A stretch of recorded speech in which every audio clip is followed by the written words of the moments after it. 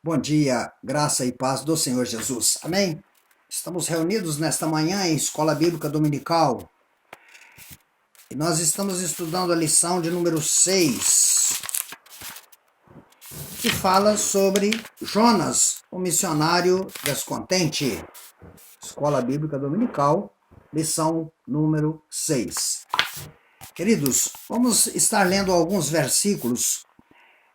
Jonas, no capítulo 1, versículo de 1 e 2, diz assim: E veio a palavra do Senhor a Jonas, filho de Amitai, dizendo: Levanta-te e vai à grande cidade de Nínive e clama contra ela, porque a sua malícia subiu até mim.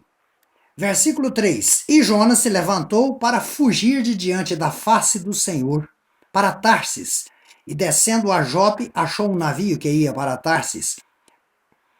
Pagou, pois, a sua passagem e desceu para dentro dele, para ir com eles para Tarsis, de diante da face do Senhor.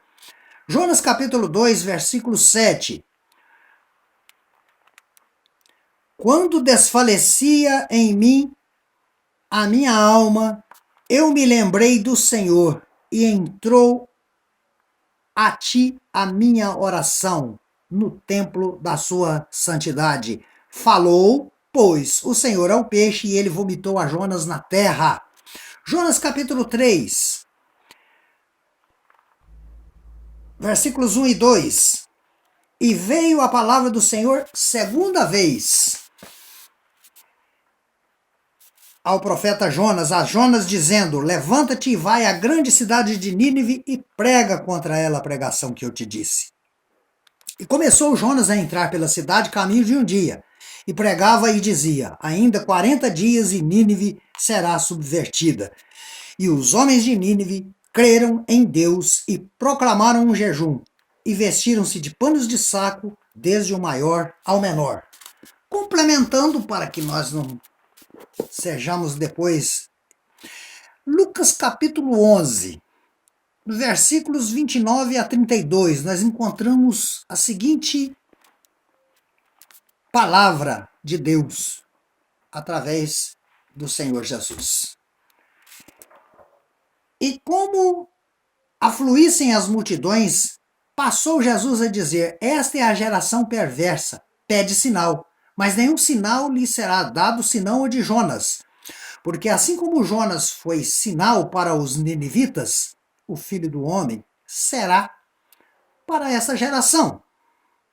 A rainha do sul se levantará no juízo contra os homens dessa geração e os condenará, porque veio dos confins da terra para ouvir a sabedoria de Salomão, e eis aqui está quem é maior do que Salomão. Ninivitas se levantarão no juízo com esta geração e a condenarão, porque se arrependeram com a pregação de Jonas.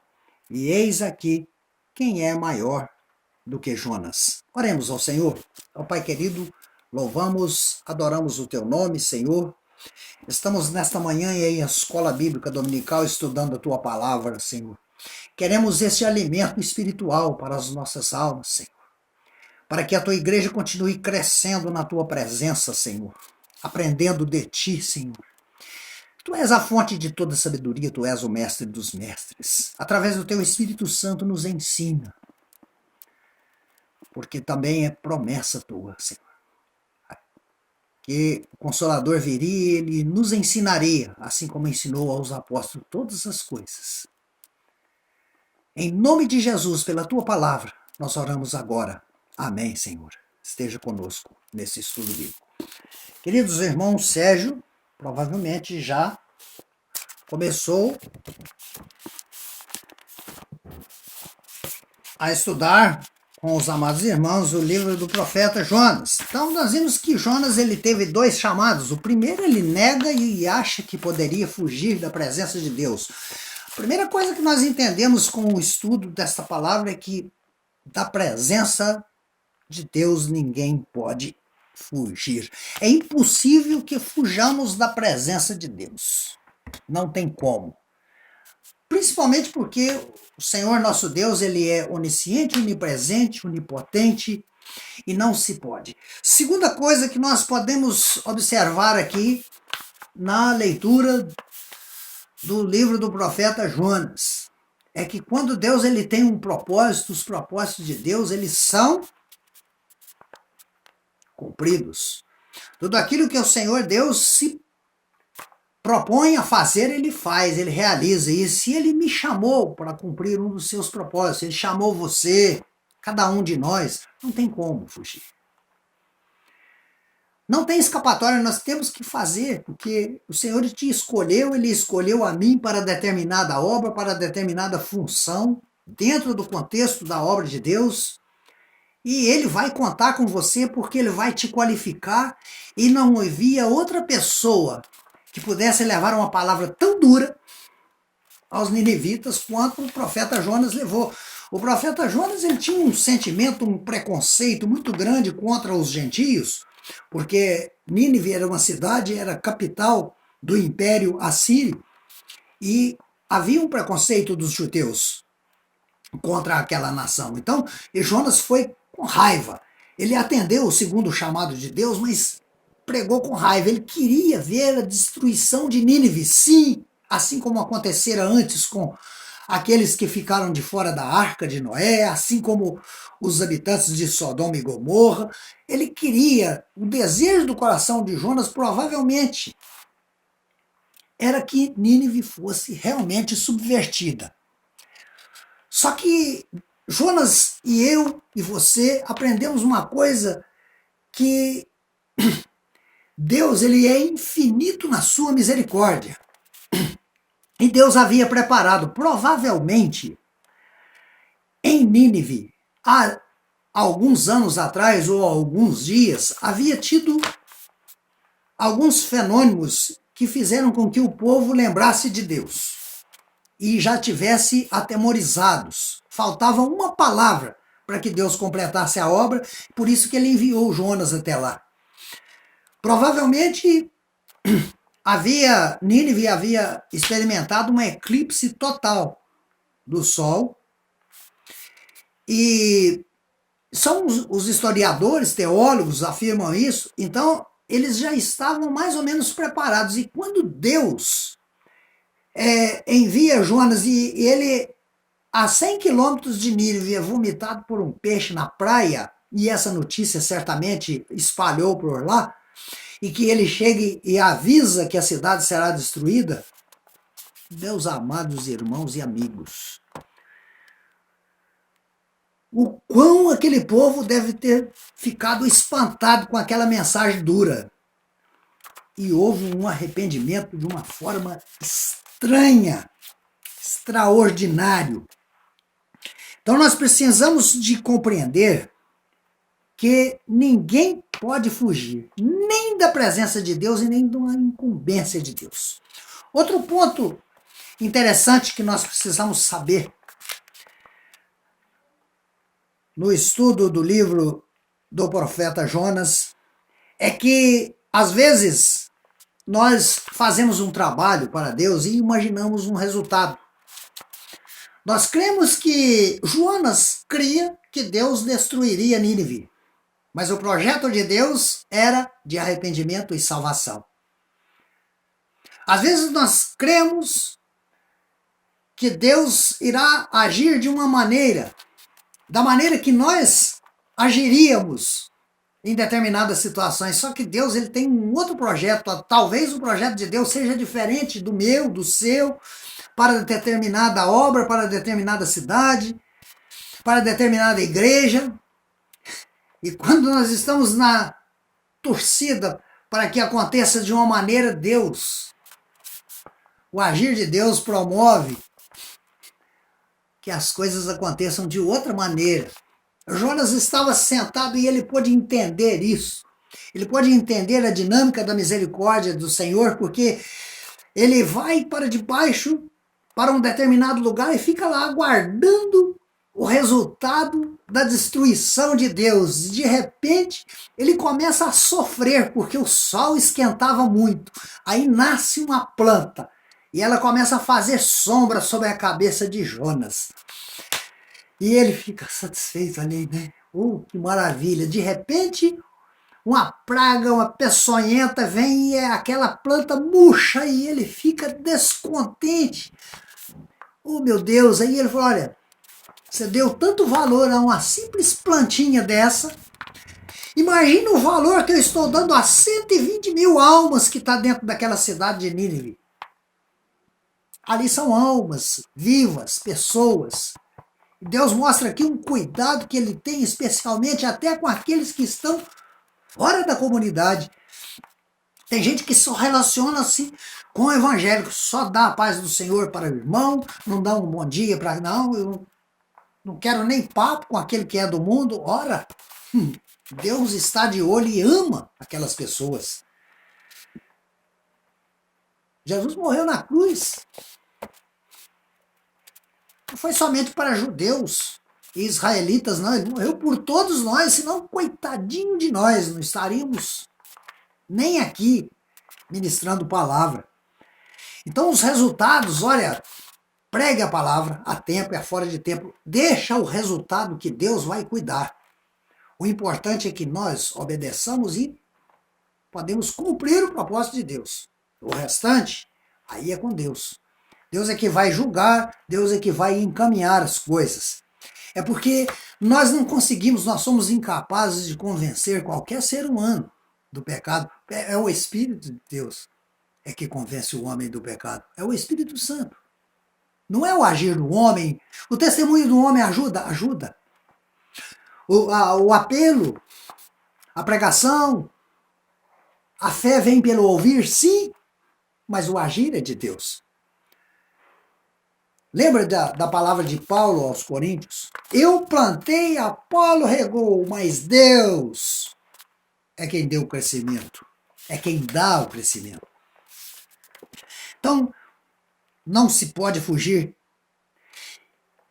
E nós aprendemos uma coisa que existem, a Bíblia fala sobre 4 tipos de tempestade, e a tempestade que aconteceu no caminho de Tarsis, onde Jonas estava embarcado no navio, é uma tempestade daquela que nós classificamos. É uma tempestade, a vida nos oferece muitas circunstâncias tempestuosas, mas algumas delas nós podemos evitar.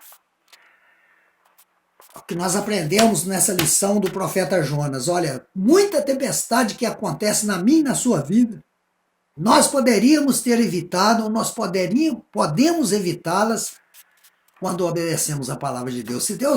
Se Jonas tivesse ouvido a palavra de Deus e ido para Nínive, não teria acontecido aquele apuros no navio, ele não teria frequentado 3 dias e 3 noites o ventre do peixe, um lugar escuro, terrível, de onde ele clamou a Deus.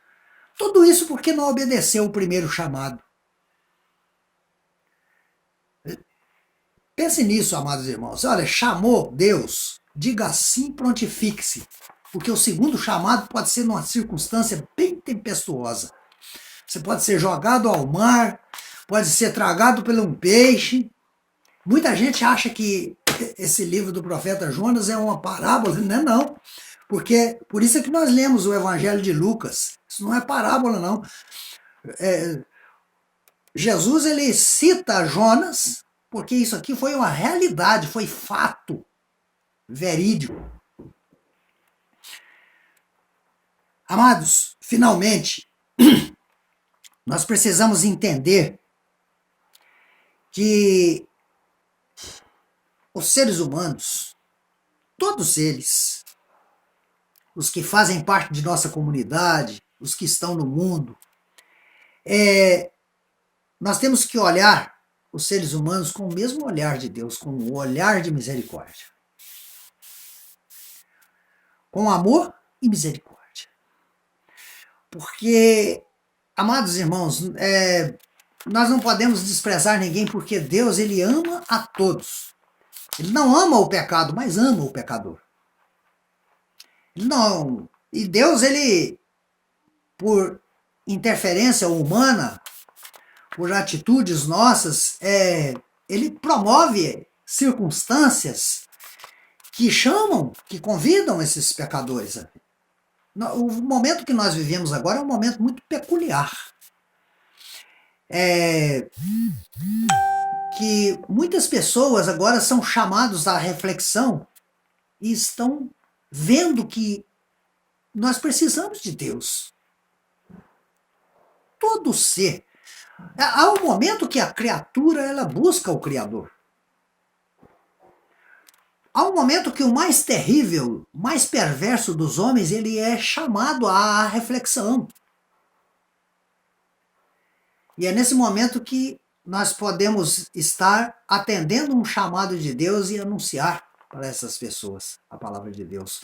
Queridos, então nós precisamos ver que os seres humanos, olhar para os seres humanos com o mesmo olhar de Deus, olhar de misericórdia, olhar de amor e principalmente o amor. Porque ainda que nós falássemos línguas dos anjos, línguas estranhas e etc. Se não tiver amor, nada disso se aproveitar. Porque o amor é que move o coração. Olha, uma manifestação clara de amor, não por palavras, porque é muito banal a gente ouvir até pessoas dizer eu te amo com outras e não ser nem verdade.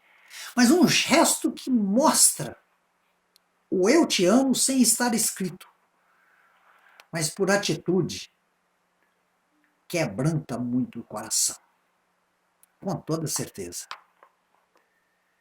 Porque às vezes quando a pessoa está esperando uma porretada na cabeça, já pensou se numa abordagem policial, o criminoso ao invés de receber um tiro na canela, ele chegasse e o policial, ao invés de algemas, oferecesse o braço e falasse: vão comigo, meu irmão, porque Deus tem uma obra para fazer na sua vida, mesmo naquela delegacia. Dizer, a situação que aquele preso ia chegar na frente do delegado, já com o coração aquebrantado. Mas as atitudes humanas não são as mesmas de Deus, são bem diferentes. E Jonas agiu como um policial daqueles que vai ser justiceiro de verdade, né? Mas Deus estava pensando no arrependimento, na misericórdia, na salvação. Deu para perceber a diferença, meus amados? Pena que nós temos poucos minutos, estamos encerrando esse estudo. Então, olha, a ordem de Deus ela foi desobedecida por Deus. Nínive vieram ao alvo. Os ninivitas reencontraram com Deus o Eterno.